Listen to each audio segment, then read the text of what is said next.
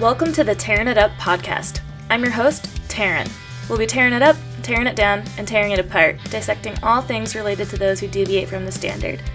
From leaders of their industry to leaders of mediocrity, and maybe a gear review or two thrown in. We shoot the shit and let the conversations flow, so if that's not your style, this may not be for you. Otherwise, listen in. Hope to light a fire in you somehow. Hello, everybody. Welcome back for another week of the Tearing It Up podcast. We have an awesome guest here today that I'm really excited to talk to because we get to kind of dive into the outdoor world, but also the traditional sports world and like Olympic level stuff. So our guest today, AJ, has been all over the world, it seems, broadcasting, talking to women and other folks about sports and all sorts of sports, like I said, extreme sports. And I've said it before on here, but now that I'm podcasting more, I feel like these dreams I had of being kind of like a broadcaster are a little bit coming to life without having to be in front of like on national TV, because I don't really want that part. I'm not like looking to be famous or be on everyone's screens or anything like that. But you were on the screens of people's TVs, and that just seems like so crazy to me. And yeah, I can't wait to dive into more. So first off, will you start us off, AJ, with telling us where in the world you are physically as we record right now? Yeah, absolutely. Thank you so much for having me on. I'm really excited. I'm really excited to be on here, talk a little bit more about women in sport, traditional, outdoor, extreme, all of the above. I'm currently in Colorado. I am in between this is not my home state right now, but it's where I'm landed in between jobs, which is great. So a little bit of time with family and friends and spending time outside, although we're recording this on April Fool's, and in pure Colorado fashion, it is snowing. So here we are. I'm right there with you here in Tahoe. It started snowing yesterday, I think, maybe a little bit Sunday night, but between then and now, Tuesday morning, there's like, I don't know, maybe 18 inches or almost 2 feet of like new snow. I got to go measure my picnic table. That's my starting ground because it was like at zero, all melted off. And then, yeah, every time we opened the door last night, at one point my boyfriend's like, there's like 8 inches out there. I'm like, it was clear when you got home like a few hours ago. Like, that's Oh my crazy. So gosh. it dumped hard. And yeah, it was like, cool, this is Mother Nature's goodbye to March. And I mean, we're used to it here. I'm sure you're used to it happening in Colorado. It's like whatever the calendar says certainly doesn't matter. We can get some of the heaviest storms in March and in spring, but it's still just funny whenever you think about it. Like, yep. Not spring. Exactly. Exactly. You're like, no flowers, just snowflakes. Yeah, which I prefer. Our snowpack wasn't the best this year, so I'm like, keep it coming as long as it can. I want to fend off the dry, warm weather as long as possible because we have like long, good summers here, so I don't need it to start in April. Very true. I know. I do love the Tahoe area. That's one of my favorite places. You mentioned Colorado not being your home state. Where is your home state, or where do you spend the other part of your time?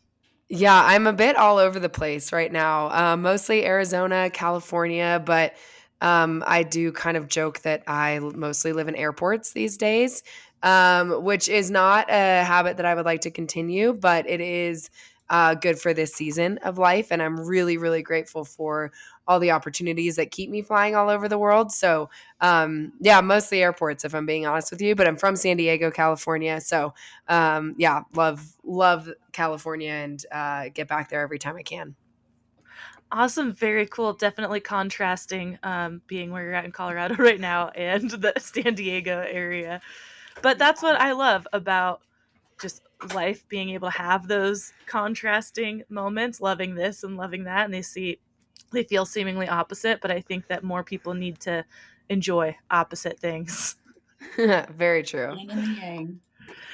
So, AJ, tell us a little bit about where everything started for you. As I've mentioned, actually, let's start with like what it is you are doing now, kind of your title as you see it or something.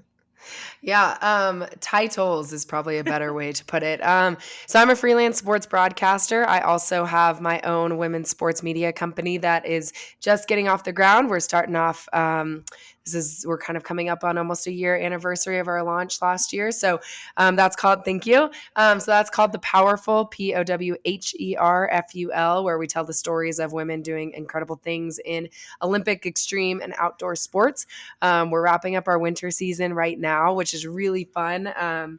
It's been really cool. I was a gymnast growing up, and so for me, I have a lot of it feels very personal to tell the stories of Olympic athletes in particular and Paralympic athletes in non-Olympic years, because these athletes do not just like show up on your TVs every 4 years and just magically be very good and the best in the world.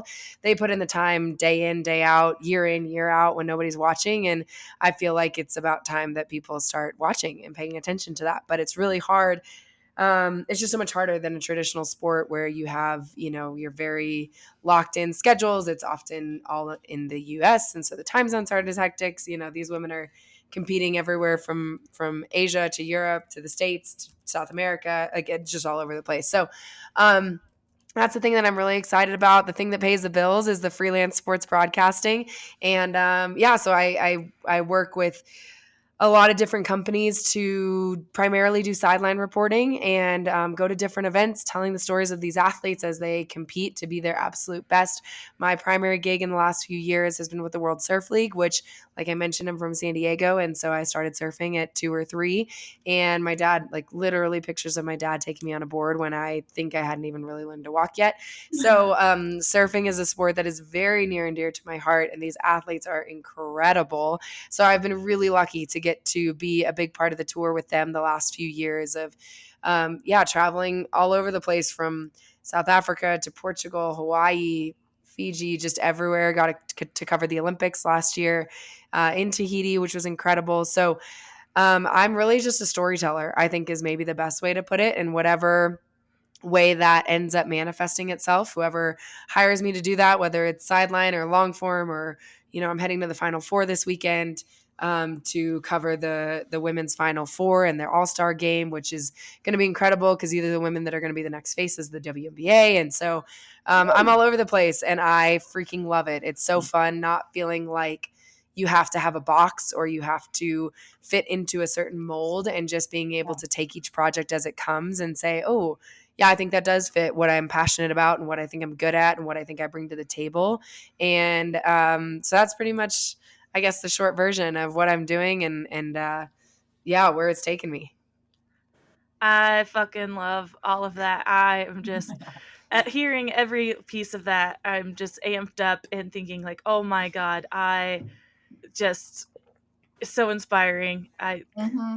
Like I said, every single piece of that is something that I would love to be able to do myself. And it's so cool to see you out there doing it, carving this path. And what you said about covering these women in non like Olympic sports participants in non-Olympic years is so huge, because one of my biggest pet peeves is when people say like, oh, you're so lucky, and when they say this about athletes or anyone, because all they see is the highlights. And obviously there is some luck in life that happens. You were born with some privilege maybe to be able to do some of these things, but there's a lot of people also who weren't and did have to work really hard to get their training in. There's all sorts of a mix of things, but it definitely isn't all just luck. We all get cards dealt to us, and again, it takes work no matter what, no matter how much or little luck you had in your combination of variables.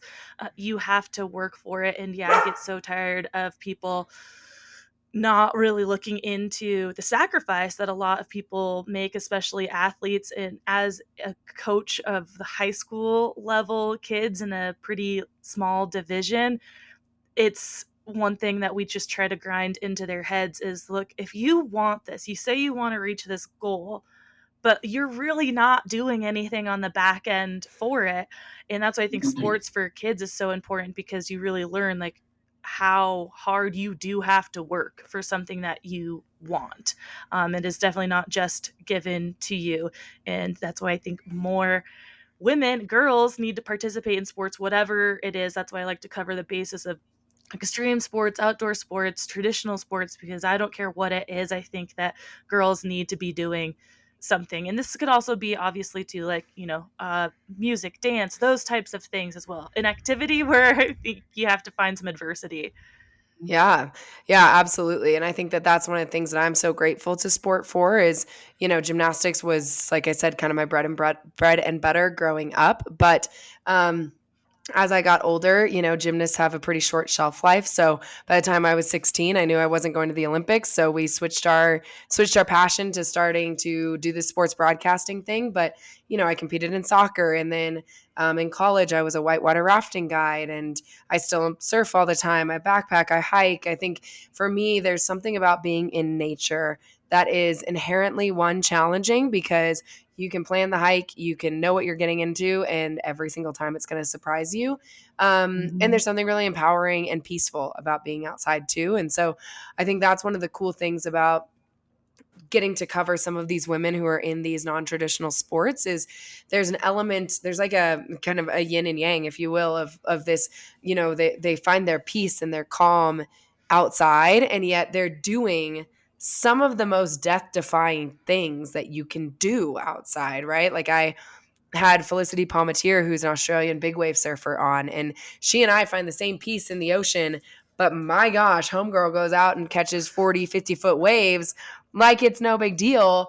And Yeah. that's her adversity, right? And so I'm Mhm. sitting here like, yeah, let me live in the 3 to 5 foot range. I'm so happy there, but like we both have that same, there's that yin and yang of like she finds the peace in the ocean, and yet it's also the place that challenges her the most. And I just think there's something really beautiful about returning to the outdoors to find that balance and to find that to find that challenge in a world and in a time when so often we're looking through screens and we're talking via phone or via video call or whatever. And I just think there's something really grounding about being outside, and then the idea that you can call it your playground and your competition field is something pretty epic to me. Yeah, that is so cool. And like you said, how the perspectives are so crazy in these things where it's like, yep, I sit in the 3 to 5 range. That's kind of when I think about snow sports, right? And people who go out and do these crazy, huge, like big mountain lines or something. Like, yeah, I'll be like over here. Like that looks really cool, but like a little terrifying for Yep. multiple reasons, maybe whether it's the approach there or whatnot. But you the flow state is what a lot of people talk about getting into, I feel like, in these extreme sports, because to someone who doesn't have that same connection with like the big waves or the big mountains, looks at it like you said, death defying. Like, how on earth do you feel comfortable there, and how is this like fun for you? But it's where they find their peace, their grounding. Like I said, a lot of athletes talk about like finding that flow state. They're just in it, and that's where everything kind of clicks. And I think we can all find a flow state, but it's like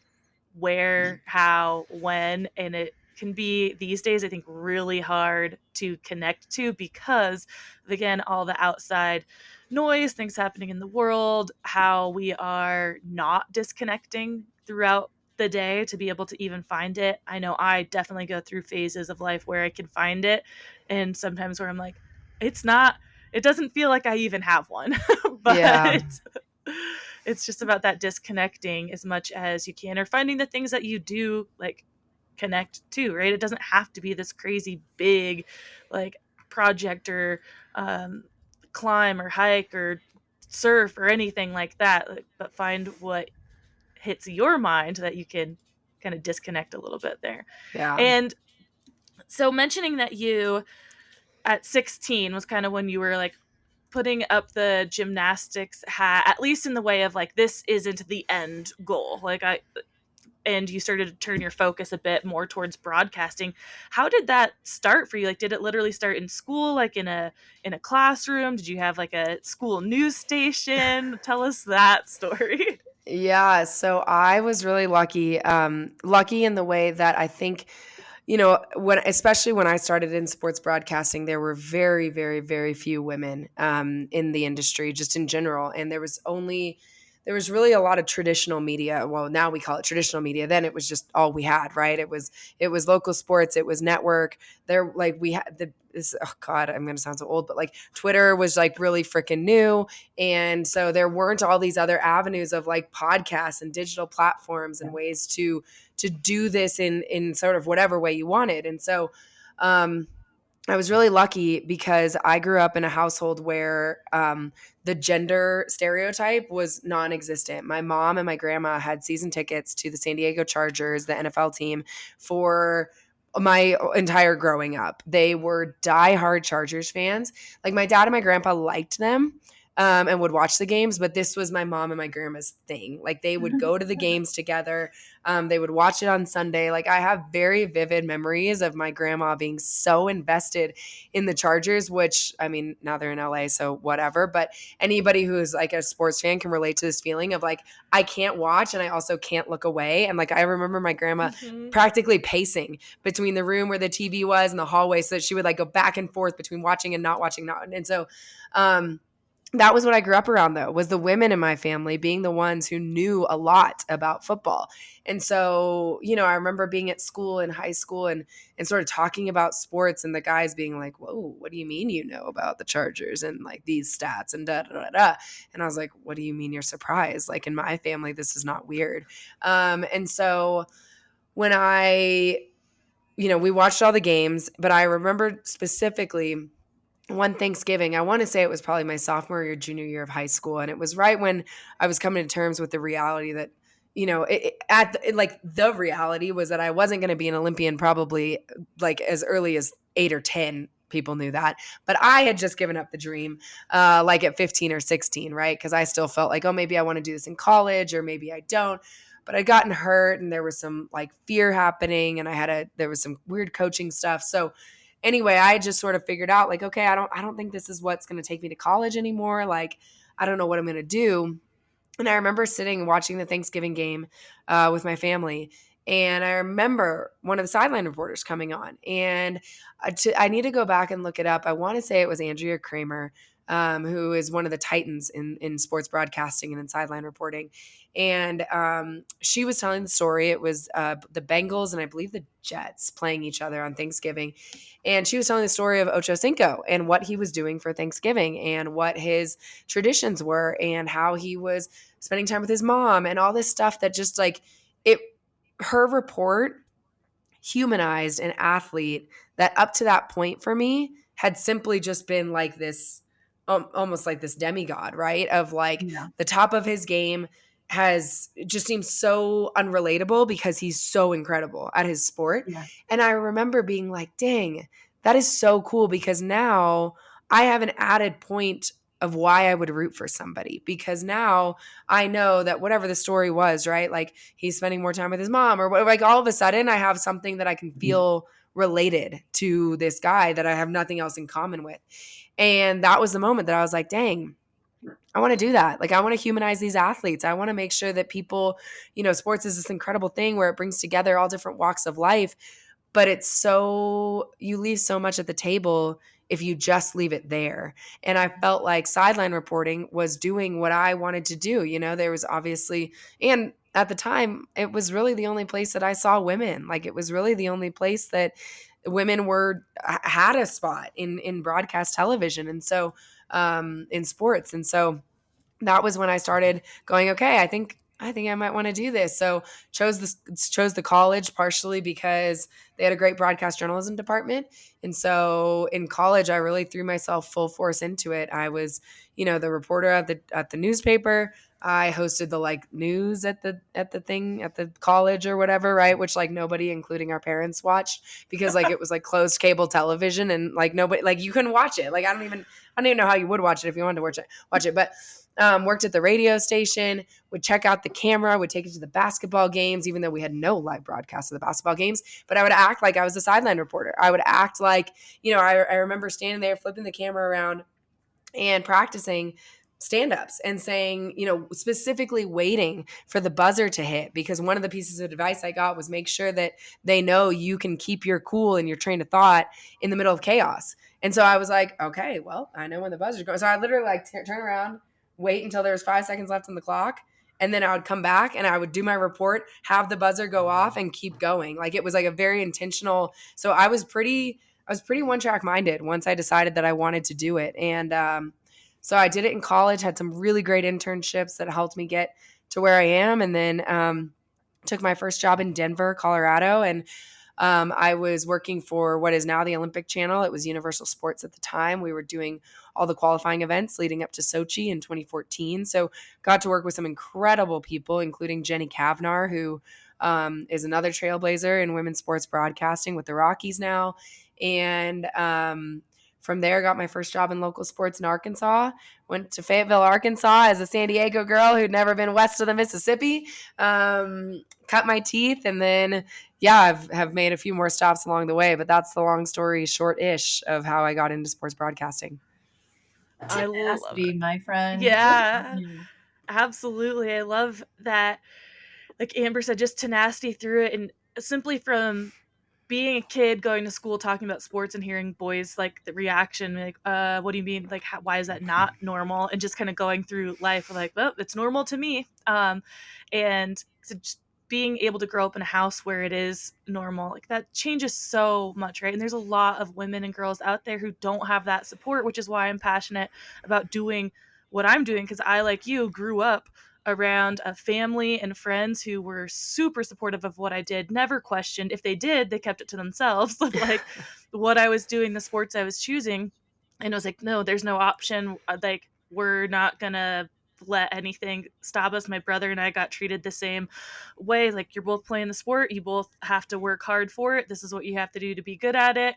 And yeah, I was honestly a little, when I came out into the world and found all these women's organizations and stuff, I was like, oh wow, these exist because so many people out here don't have that kind of support. And to this day, being full grown adults or even women in their 50s, 60s, so on, are like just discovering things because their whole life they were told they couldn't do it.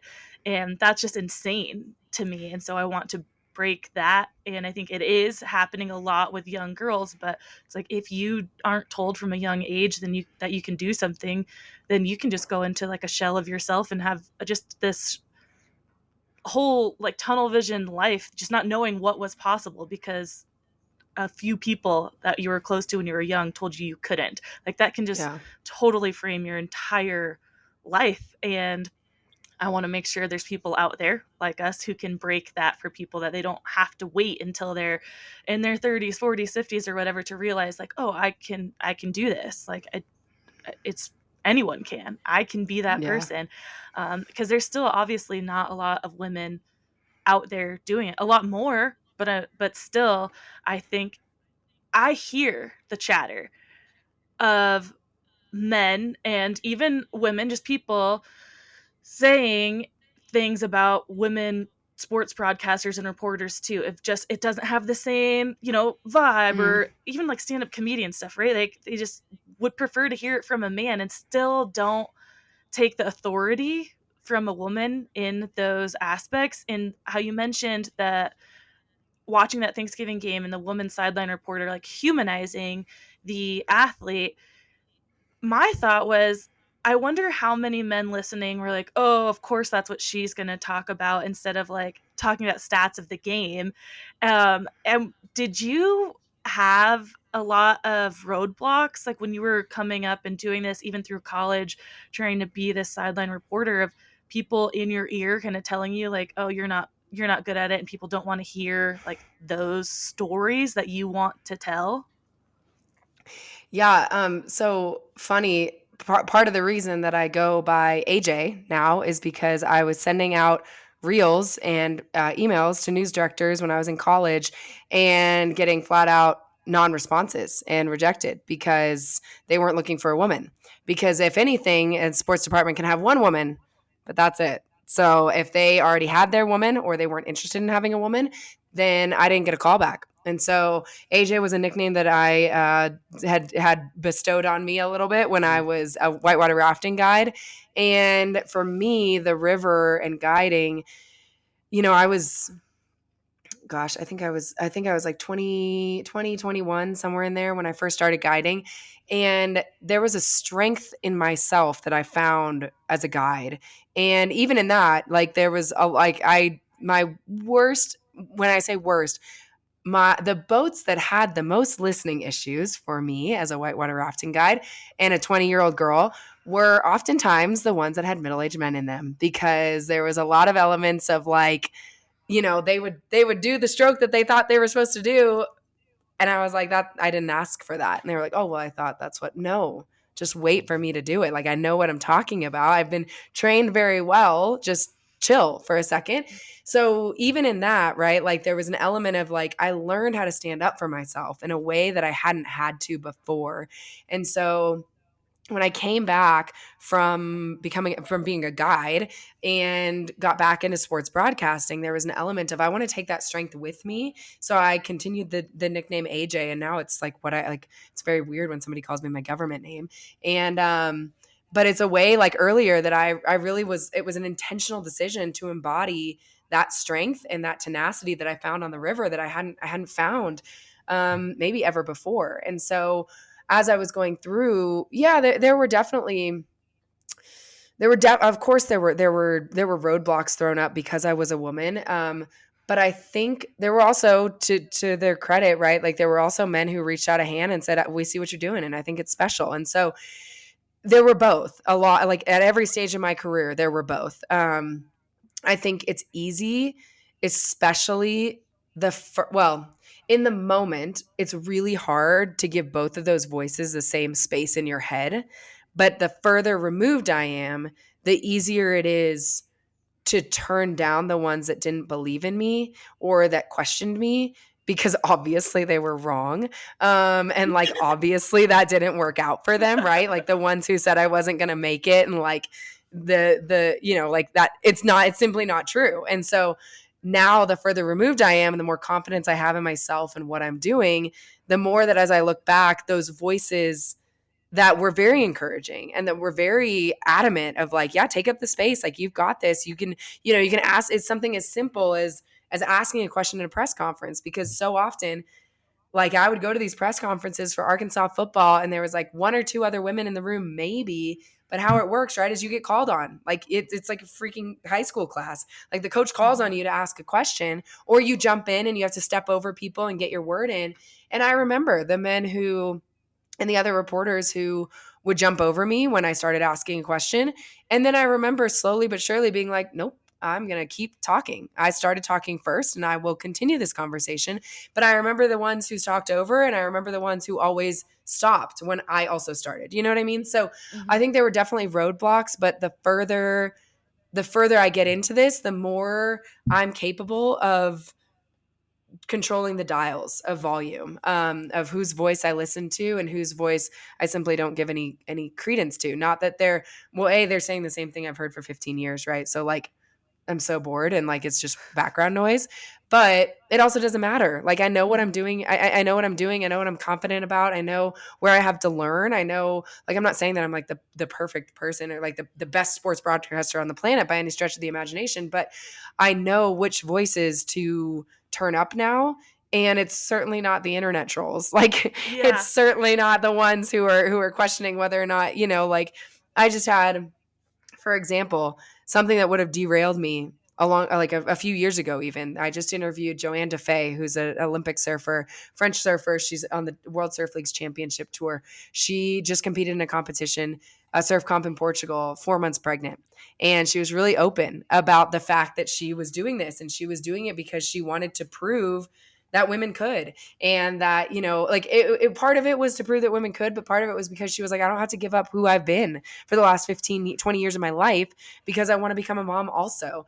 And I asked her some questions, and at the end of our interview, like we were both crying. She was crying, I was crying. She just has the excuse of like growing a human, so her hormones are everywhere. I have no excuse. I was just emotional because I was so happy for her and I was so proud of her, and I was just like, all these things. And I posted on Instagram, and the overwhelming majority of the comments were from women who were saying, thank goodness we're having this conversation. And thank goodness, like, it is so impressive, Joanne, to see what you're doing. We're so proud of you. And like, thanks for shattering the ceilings. And then there's like these one or two comments that are like, this was a dumb question. And I'm like, that it wasn't actually, like it was just like, yeah, like, so it was like things like that I would have fixated on, I think earlier, of like, dang, was it a dumb question? Da da da da. But then it's like, now it's like, no, maybe it was a dumb question because it doesn't apply to you and like Mm-hmm. you don't feel any relation to it. But you have to be blind to think that that was not a valid conversation and it wasn't an important conversation. And so I think that those were like, and not even like, you have to be, it's not even blindness. You have to be so out of touch, I guess is a better Mm-hmm. way to say it. To think that that's That not an being important blind. conversation to have. Yeah. So I think that I've hit the roadblocks, but I think now they've gone down to speed bumps. And Mm-hmm. instead it's a lot more like paying attention to the flashing green lights that are saying, keep going this way, this way, this is the right way. So yeah, I hope that answered your question. It was all Definitely. over. Sorry. No, No, that that's was great. it was absolutely great. I love that they're down to speed bumps now. That's a great quote for sure. And We're just still willing to like evolve and be like, I'm still learning, I'm still Yeah. evolving, still navigating this world and opening spaces for amazing conversations like the one you had with someone who's surfing at 4 months pregnant, which is another one of those things where in life we're like, oh, we shouldn't do this and we shouldn't do that. So it just takes you out of that one track and just like blows it out of the water, literally, figuratively. Exactly. Yeah. And like, I'm still my own harshest critic. So I think that's another Mhm. element to it, right? Is like the gymnast in me will always believe that perfectionism is possible. And Yes. so there's an element of like, you can't hurt me because I've already, like, if I made a mistake, I promise you that I have already torn myself down and rebuilt myself in the 30 seconds since it took you to notice that. Like, I've Yeah. already done that, So, like, you Mhm. can't hurt me because I've already gone through my process of like accepting I'm not perfect, learning from the mistake. What am I going to do to prepare different? Like I've already done it. So like you're delayed to the party. Yeah. Absolutely. I love that view and I wholeheartedly agree. It's like, yeah, we're usually our own worst critics and sometimes it's like literally as the things are coming out of your mouth, you're realizing, "Oh no, I've made the mistake." So like you said, you've already processed this stuff before anyone even has the time to hear it then process it and give you that bad like feedback or whatever. And to your point of someone thinking like, "Oh, is this a dumb question?" or saying this is a dumb question, and it's like, well, just because it didn't relate to you, you think it's dumb. That is like I have just learned through this process so much of a small scale podcast that look, I'm definitely not for everybody. Every conversation we have, anything I have to say, like people are gonna not like me. And sure, when you first see those or comments or read anything, it might be like, oh, bummer. But it's like, it's just that's why you don't have to be friends with everybody.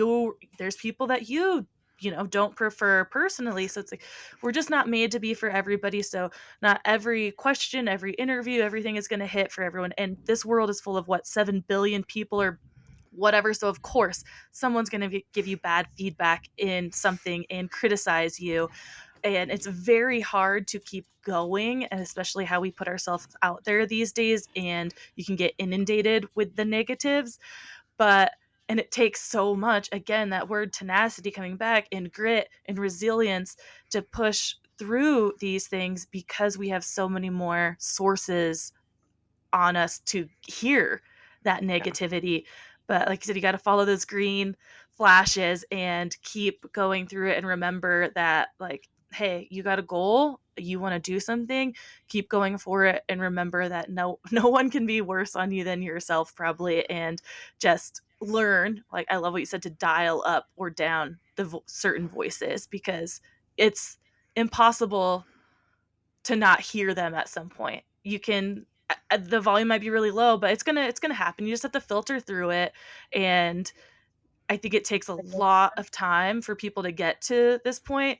I mean, when you spoke earlier, like, oh, you're gonna age yourself. I mean, you're speaking to the right audience for sure. Of the like, we were all here from the beginnings of social media and all those Twitters and everything like that. See, I just even said Twitters, but Yeah, so we have to just go through all of these reps, right? And it's taken us this long and a hard, long path to get to where we are. And we want to instantly be able to stand up for ourselves and be good at something and not let the shit get to us. But the reality is, most of us, it takes a long time to get there, and like reps, just lots of reps. Keep doing it, keep pushing through. You'll have the hard times where you probably want to crawl in a hole and not talk to someone and wonder if the path's right for you. And I think it's okay to have those moments, but just don't let it keep you down.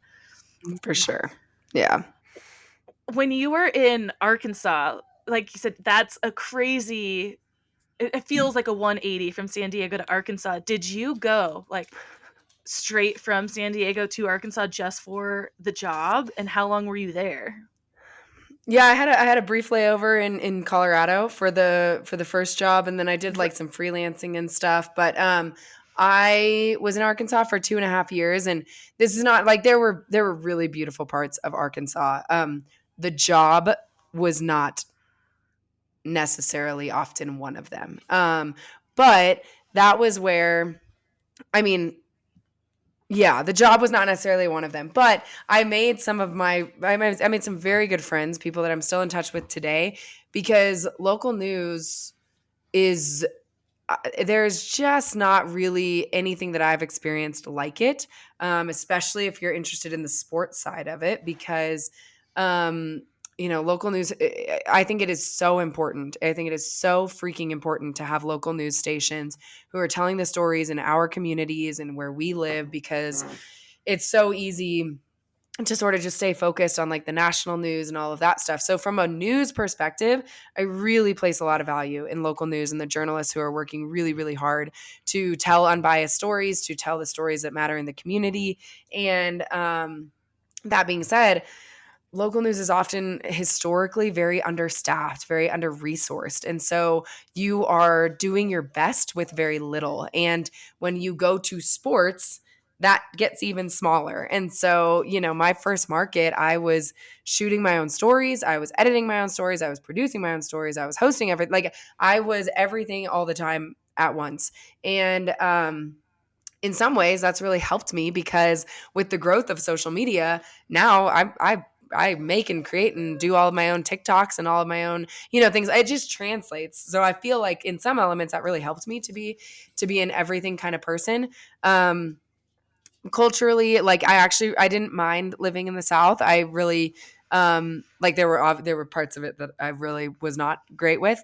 But from an outdoors perspective, I ended up being very surprised with Northwest Arkansas and chasing waterfalls and going on canoe trips and things like that. I'm deathly afraid of snakes, and they have these things called water moccasins there that are just like Ugh. the worst of all things, where like water is a sacred space to me, and it is offensive that one of the most dangerous snakes in the world can live in water. And so I really didn't like that about Arkansas, which is so dumb, but it really did like affect the way that I perceived the state as a whole, because like the water is where I just always am happiest. And then I was always worried about this freaking snake that is so dangerous that if you get bit, you have to be like heli-vaced out of there.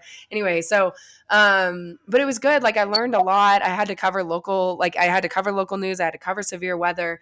And so in a way, if I can talk to you about like any of that, some of the most gnarly, scary, sad local news stories, I can talk about basketball. I can talk Yeah. about surfing. Like in a way, it really prepared me for not taking myself so seriously with sports, because I think I hope what I do is important, and I hope that what I bring to the table changes lives and has a positive impact in the world.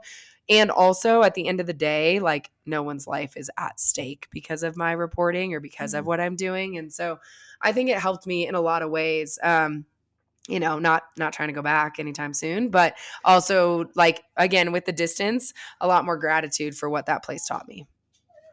That's so cool. I absolutely, what you said about the water being your sacred space, 100% agree. And I think that the water moccasins would also find me very offended. I love that. Yeah. I find it offensive. That was hilarious. Yeah, I really do. I really do. Absolutely. I love that about the areas I've lived in, the Northwest, where Amber is now in Washington, Tahoe, is that those kinds of things are like big poisonous insects or animals or something. We're there's not a Pretty whole insulated. lot of them. Yeah. Yep.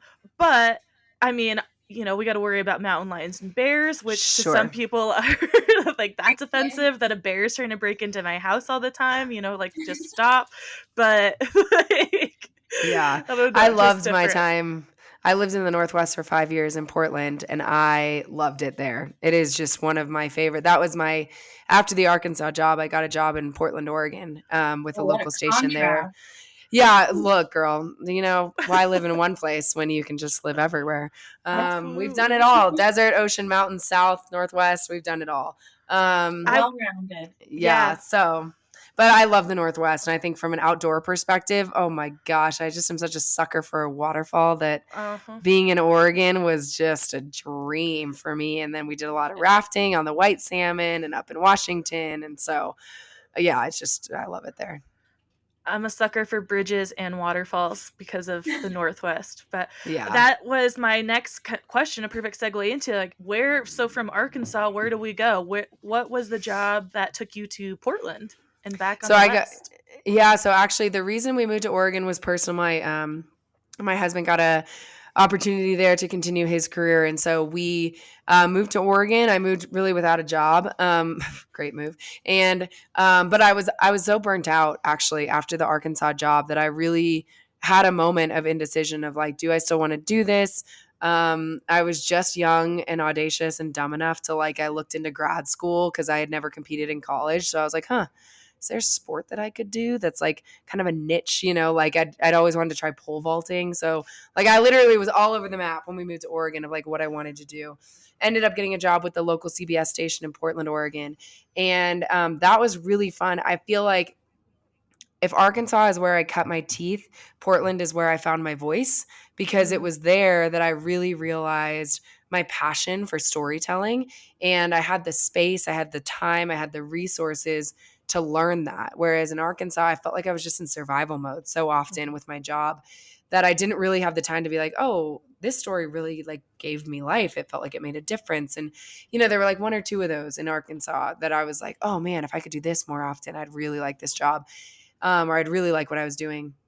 And in Portland, they really gave me a lot of freedom to say, hey, if you want to tell the stories of the athletes, like go for it. This is, like you're not the main person here. And so you're the reporter. You've got the freedom. We, get after it.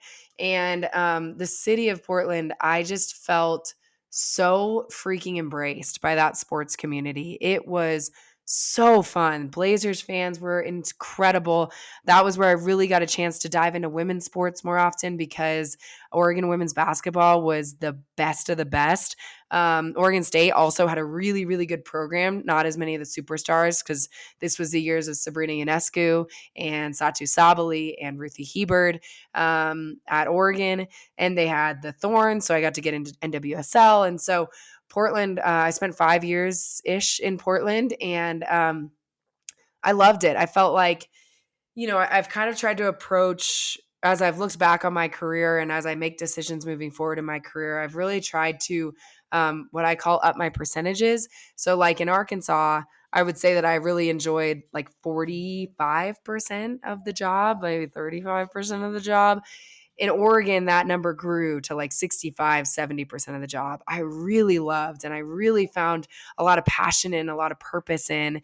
And yeah, so I did that for 5 years, covered the Blazers was the main gig just because the Trailblazers are everything to Rip City. And it was so fun. Damian Lillard is still one of my favorite athletes that I've gotten to cover, one of the most genuine individuals. Still, well, like we still talk today about just life and catching up. And I felt like that was where I found my voice was in Portland, where I figured out what kind of reporter I wanted to be, what kind of human I wanted to be with among these athletes, and what I wanted to portray and the stories that I wanted to tell. So I really, really am grateful for my time in Portland, because it set me up for the freelancing career that I have now, which I think, if we're continuing the percentage conversation, is now like 85 to 90% of my jobs I just thoroughly love. And, the 10% is like the bookkeeping that comes with running your own business. I just hate math, so it's not fun.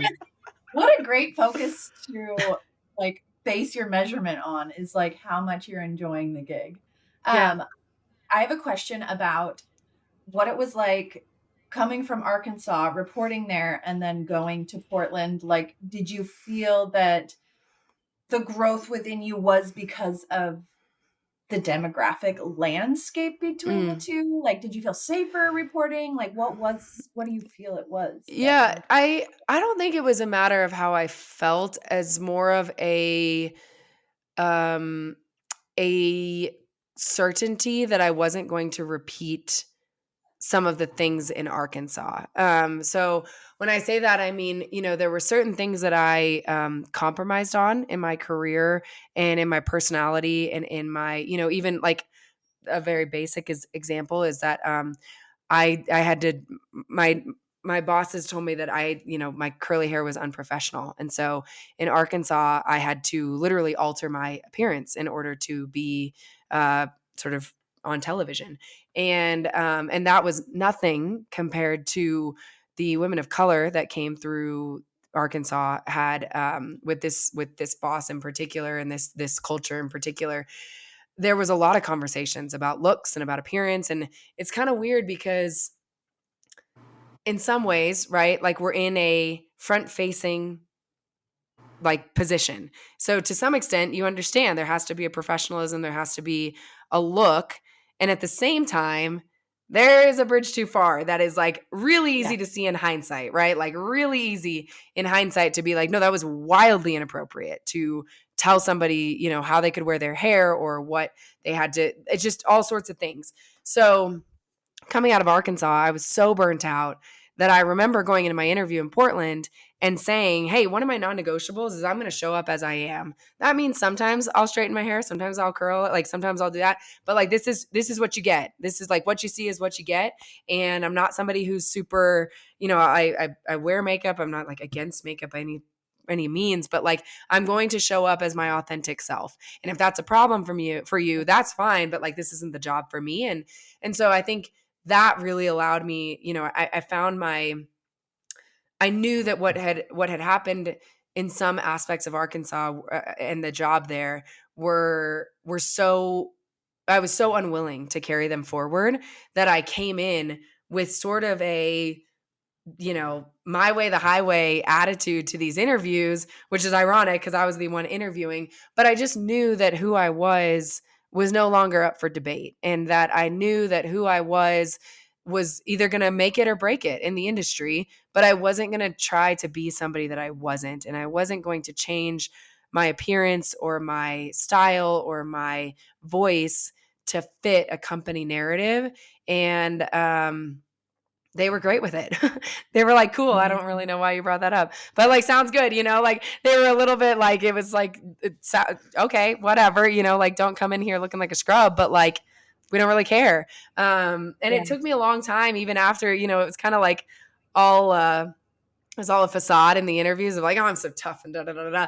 But then like it took me a while to start wearing my hair naturally on air and to start embracing that aspect of my style to where, I stopped wearing heels and started wearing sneakers. And I was just, it took me a while still, but I think coming into the interview, I knew a lot more and I was a lot less, I don't want to say desperate, but kind of like, your first job out of college. My gosh, I'd gotten so many no's. I'd gotten so many freaking no's that the first yes, it was like, whatever you need, whatever you want, I'll do it. And then this one, it was like, no, I'll wait. I'll wait for the right opportunity. And if this isn't it, then that's okay. Like I could go back to school and become a pole vaulter. Like I'm okay with like a lot of other different aspects of life. And not that I ever really could have become a pole vaulter, I don't think, but like in my head, I thought I could have. And so in my mind, I had options. And so yeah, I think that's probably what led to it, was a little bit more confidence coming into it. It's so hard once you establish sort of a standard or a what's the word I'm looking for? Like, Level. Yeah, like when you establish sort of like that you're willing to give these things up, it's hard to go Yeah. back 2 years in Mm-hmm. and say, "Oh, actually now 100%. I've decided that I'm putting my flag in the ground here," So I think that was a really big aspect of it was I had a few non-negotiables that I knew going into Portland that meant a lot to me, and they were great with it. So Good. Of course, Portland would be. Well, yeah, that's one of those situations where it's like you don't know till you ask or say, right? So that's why we have to kind of express these things because you just don't know how someone's gonna yeah, react. Where it's like they're like, I don't know why you said that. This is fine. That's kind of a weird question, like, right, but you can be like terrified to ask, especially coming from the scarcity mindset, which I think most of us have gone through at some point in our life. Like you said, coming out of college, you've already gotten so many no's. You feel like you have to do things a certain way. And then again, talking about just even timeline of life and right, what's happening out there in society, then you're going to feel a certain way more. And then having gone through these experiences, you're learning like, okay, I didn't like that so much. I'm not going to give that part of myself up again for to be here. Like, is it really going to take me to the next step? Like, is it worth it? But we have to go through these things. And again, with our society wanting that, just I want this and right now, instantly, we don't want, no one wants to go through the hard times. But when we look right, back and see, like, okay, that's how we learned and got to the next step, we can be more accepting of them. But when you're in it, of course, it's not very enjoyable. But that's again how we learn. Sometimes we have to put our heads down and go through the shit that we don't want to figure out what we really do want, filter out those things, learn things about ourselves that we didn't know before, because not many of us are born with just the absolute confidence and knowing what we want versus what we don't. Some of us learn quicker than others, but again, we learn these things through doing the shit that wasn't the prettiest at the for time. sure. And so I've heard in your podcast, you have a segment. I don't know if it's every podcast. I've heard it like a couple times with the sports bra, the women's sports bar in Portland, about Yeah, like a end of the podcast kind of sip of, I can't. What do you call it? yeah, something to sip on. Something to sip on. Did this relationship stem from when you were in Portland? Is that, were they opening or open then, Yep. or okay? Yeah, so Jenny, I think we've tried to go back since and figure out if somebody else did it before me, but I was Jenny's. We think Jenny, I was her first interview in Portland, certainly in Portland, but we think ever about the sports bra. Like there'd been some news about the sports bra starting to open. Ooh, there's this women's sports bar. I wonder how that's going to do. Da, da, da. And I remember it coming across like my co-host. I was hosting a radio show for a while in Portland also, and my co-host, he was like, have you seen this? It was like in one of those like, Portland Eats magazines or something like that, because Portland had fantastic food. And so he was like, have you heard of this? This is like kind of right up your alley. And I was like, oh my gosh, it is. And I remember literally going like from the radio station to the newsroom and saying, hey, I'm doing this story today. I'll be back. Messaging Jenny like this, I'm coming. Hey, whatever. And it was right before they opened. And I remember sitting with Jenny in the sports bra, and it was before all the memorabilia had gone up. It was before some of the TVs, like everything was so new. And she was so like, I know I'm supposed to be doing this, and my gosh, I hope it works out. And now you're like, yeah, it's been all of like 3 years, and now you started this massive movement, and I'm just so freaking proud of her and so excited for everything that she's done. Every time I go back to Portland, I go by the sports bra. And yeah, Jenny is a dear friend. She is somebody who, as I have launched my own, the PowHERful and wanting to do it, she's one of the first person that I told, because I remembered her anxiety and her maybe anxiety, apprehension. We'll call it apprehension. I remember her apprehension when we were having those conversations offline of like, I just feel like I need to do this, but I'm real like it's never been done. And like, I really hope that I don't just invest my life savings and lose it all. And so I remember coming to her in December of 2023. And it was shortly after I'd started having these conversations, because I'd been in the extreme and Olympic sports world with the WSL for a few seasons. And I just remember being, so many of these women on tour in particular, the men too. I freaking love all the guys on the championship tour and the in this Challenger series and everything. But the women in particular telling me like, man, nobody has ever ask questions the way that you've asked. Like nobody has cared about who I am as a person like you have. And I remember being like, what the heck? Like I just am coming into this job. How is that the case? Like y'all are incredible. You're doing amazing things, and wanting to expand on that and be, tell these stories year round. And I literally flew to Portland in December to have a conversation with Jenny and be like, okay, I've got this kind of wild idea. I want to start this like sports media company. It's really going to be focused on women in extreme and Olympic and outdoor sports. Like, help. Like, can I do this? What do you think? And she was like, yes, 1,000,000%. You can do this. You're going to do this. I'm with you in it. And let me know how I can help. And so we came up with this idea of the something to sip on. And so now every week of the podcast, the bartenders at the bra, they put together a drink that features that these women come up with. It's either, cocktail, mocktail, beer, wine, whatever. And so it's a way to incorporate, in like our last season or our first season and our last season, they had like watch parties every week so that, that was like the PowHErful brunch was what they called it. And it was on Sundays, and they had the exclusive drop. They owned the exclusive drop rights to each episode. So we would upload it to YouTube on Sunday mornings, and then she would put it on Sunday mornings, and they'd have these drinks. And it was just like a really special way. I love Jenny. I'm so grateful for how one interview turned into a friendship, has turned into a mentorship, has turned into hopefully being in business together for a really long time, doing things that are long freaking overdue in highlighting women's sports. And so, that's how that came about. And I think the world of her and what she's done at the Sports Bra, what she continues to do. And yeah, I'm really hopeful that we just continue to grow in business together, because she's a badass and I freaking think the world of her.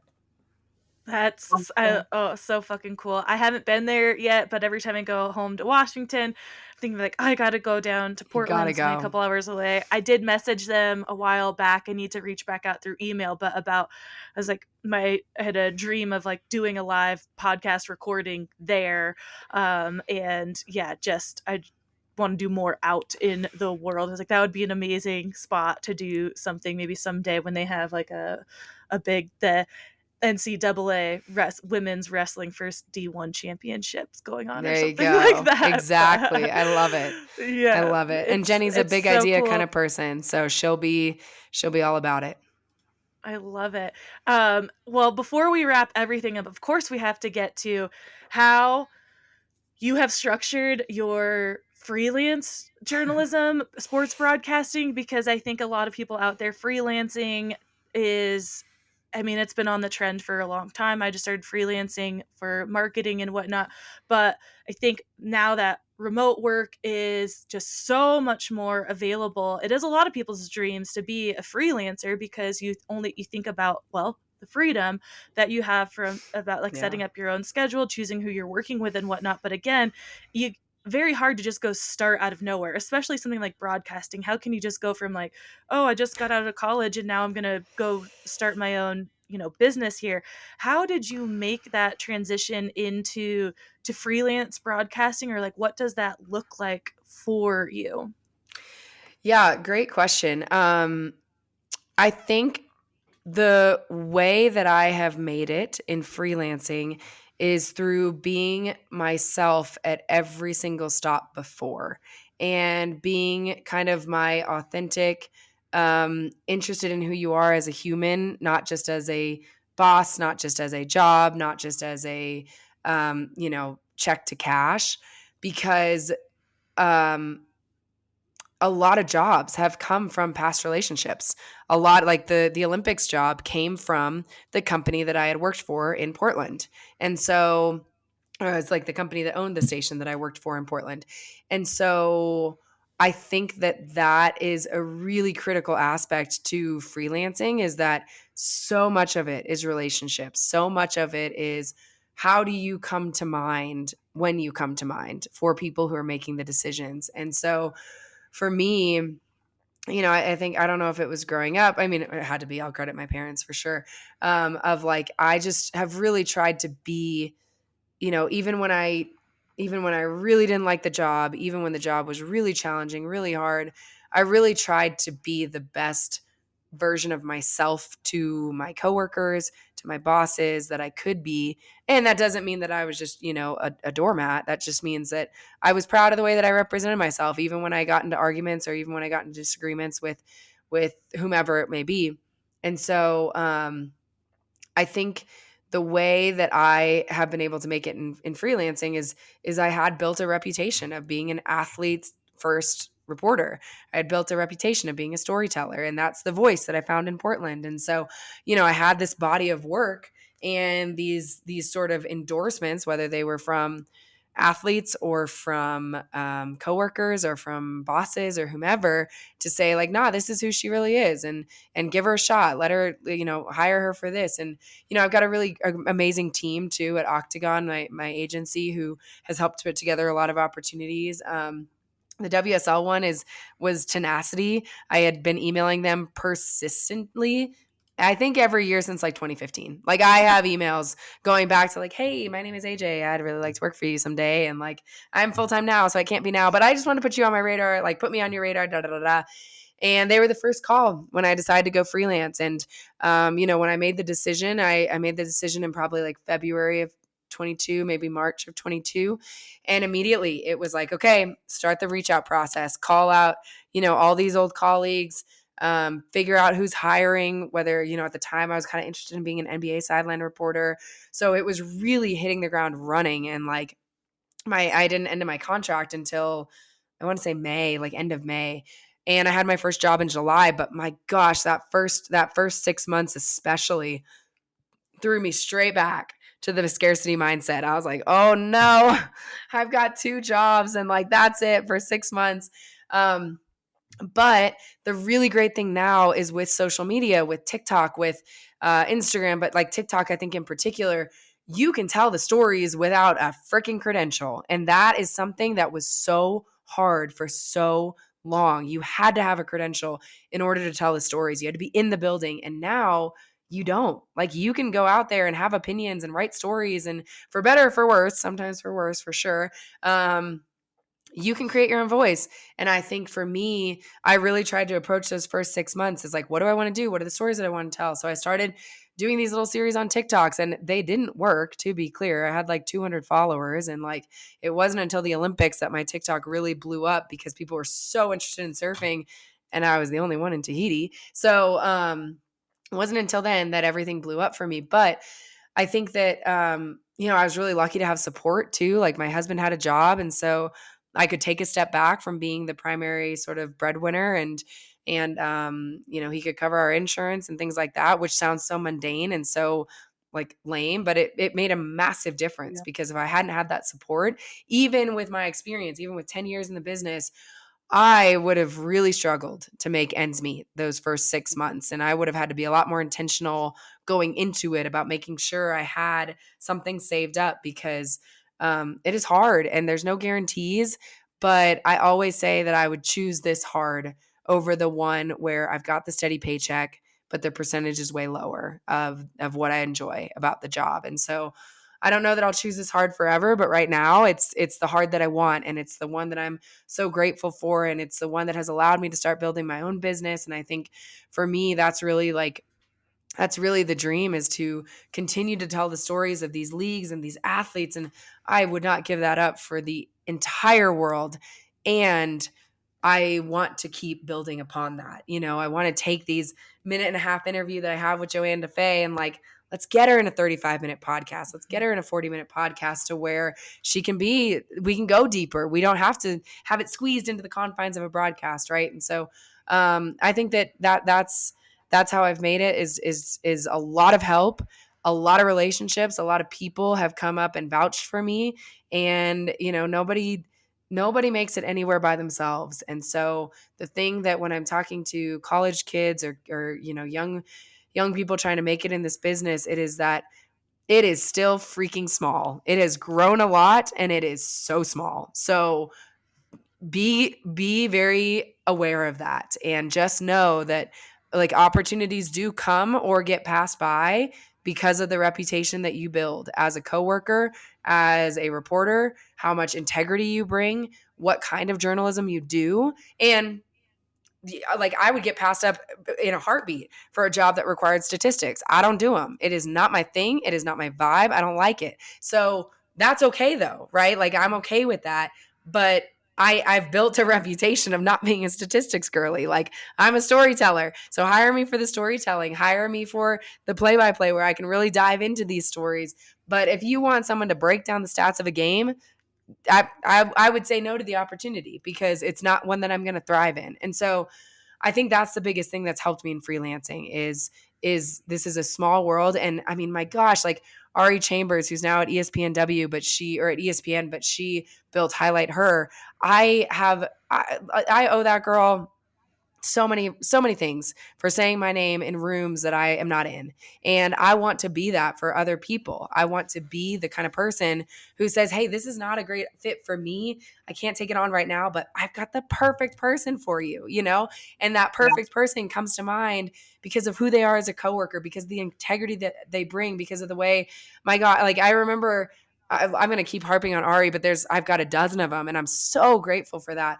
But Ari in particular, I texted her when I got the opportunity to cover the Olympics, and I think she was as excited for me as I was. And that kind of support, that kind of genuine, authentic excitement for your peers is impossible to fake. And so you know who is really rooting for you, and you know who is sort of rooting for you, but like also has a side eye on like, but if you ever slip up, I'll step on in there. And that's fine, right? Like, you know, go eat, go get what's yours. But like, that's not the kind of person I want to be. And it's not the kind of person that I want to represent in this industry. And so, again, like that's not, it's really not taking away. If that's how you want to be, there's a place for it. And there's a place, you know, you're going to get opportunities because of it. So a really long way of answering that question, but I think it's so much about relationships, and it's so much about being unafraid to put yourself out there. When I say I went straight back just out of college, I mean, I sent an offensive amount of emails that never got replies, right? Like I sent a ridiculous amount of, hey, I'm AJ, and like, been watching, you know, whatever network for so long, would love to work with you. And I still think maybe my email was broken because I definitely never got a response. Well, so much of that is so important. Like, first of all, acknowledging that things are hard, right? It's not Yeah. easy by any means. Often you find out that going into business for yourself, whether it's freelancing or however you want to spin it, it's like you're working more maybe than you 1,000,000%. were before. There's just never a day off really. And you have to have that confidence in yourself and surrounding yourself. This is a quote I see all the time. Is like surrounding yourself with the women who are gonna say your name in a room full of people when you're not there is so Yep. important. So relationships, right? And just again, I think that comes back to being confident in yourself and true to who you are, because then the people you have relationships with, they know who you are, they know what will be good for you, they will Yep. definitely be saying your name at that table, and they're like, not for me. And having the courage to say no, like you said, Yeah. you know, like back to the Portland story of like came to a point of life where you were okay with saying no, this isn't for me right now. And it all takes a lot of time and practice and reps, but those are key things. Again, I think whether you want to be a freelancer in anything you're doing or not, like just to make sure your percentage is higher of enjoying what you're doing is thinking about all of these things, being confident in who you are, what you want, knowing your non-negotiables, not living in that scarcity mindset, and not being afraid to ask for things because you don't know what the response will be. And to the point of like going into a million inboxes and wondering like, is my email broken? I've definitely been there, still there. But you know, they say it takes like just an offensive amount of times for someone to see something Yeah. before they reach out. You don't know if you're still in the back of someone's mind. They haven't had time to email you back because they don't have anything for you now. And there's plenty of people who are like, I'm not going to send an email and say like, thanks, we'll get back to you or something. Right. But when the time comes, all of a sudden they're like, who was that? And like sifting through their inbox or something, or you pop up again in their inbox, and then the opportunity is there. So just keep trying through the nose, because until someone actually emails you back and says, stop emailing me, like, Keep then, on going. yeah, keep sending them and keep getting in their mind, because you want them to randomly think about you like, oh yeah, that person, there's something there, blah, blah, blah. But it's tough to keep going through sometimes. But it sounds like you're definitely in an amazing point in life, in that high percentage. Like we said from the beginning, absolutely love what you're doing. It is and totally inspiring to me and what I want to do, my missions with the podcast and events and things that I do in life. So I just love seeing other women do it, especially like, age gets to you and you're like, am I not the one to be doing this? Because like I'm already at this point in life or whatever, but just keep going is the main mission always. Yeah. And I think I feel that question about age, but I also think that really undermines all that we bring to the table. I think that there are some things that can only be learned through experience. And I just interviewed Katie Eulander, who is a skeleton athlete. She's going for her 6th Olympics in skeleton, and she's 40 years old. And she was telling me, there's a lot of people who are like, hey, are you going to keep doing this? Like, are you sure? But then it was the voices of her teammates, of her coaches, of her people who said, look, you are going to, even if you don't make the Olympics, even if that's, and all of them are like, but I really think you're going to, right? Like, cause she's still very good. Like she's still top of the game.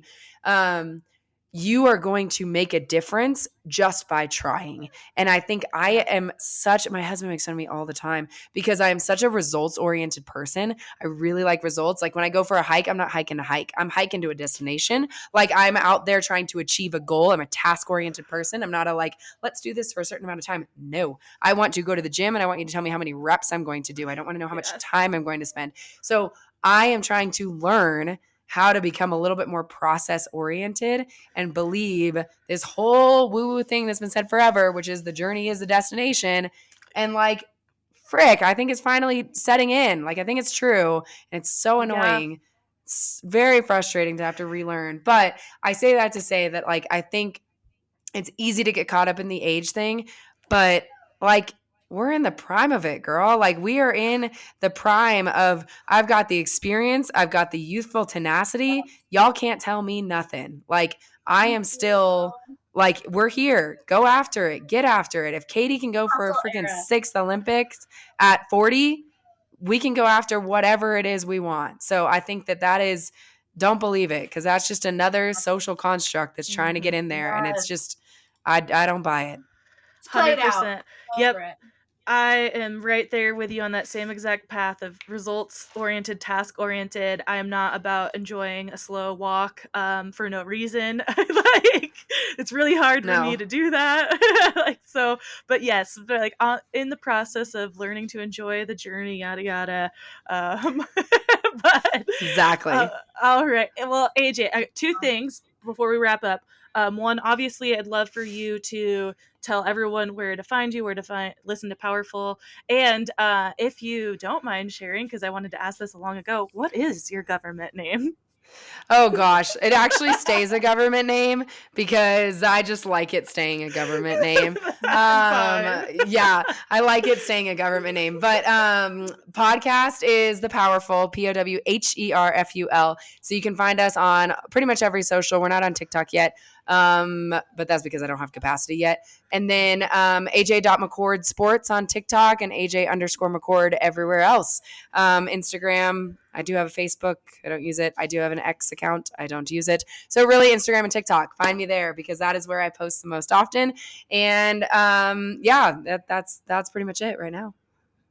Awesome. Love that. You all know you can find all that stuff in the show notes. So go follow and listen to PowHErful. Check it out on YouTube and follow AJ on TikTok, Instagram, all those things. Thank you so much for talking with us today, sharing everything, exciting, incredible, motivating. It is going to make me get off the couch right now and go for that little ski and just like keep letting the brain reel of all the ideas and just go for them because again, age, that social construct, we just gotta keep going. I finally feel like I'm in a stride, so like why stop now? And exactly, hopefully everybody out there, find your stride. It will take time, and that stride will also like get interrupted at times, but you'll find it again.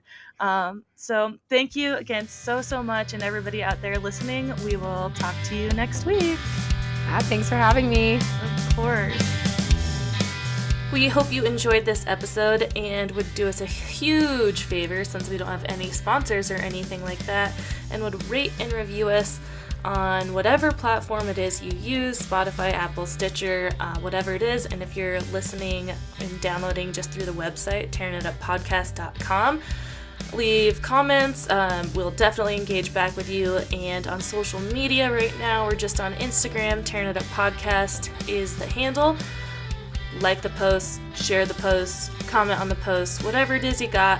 Show us your love so we just stay relevant and show up in the rankings at all. So again, rate and review, please. And we'll see you next time. Thanks.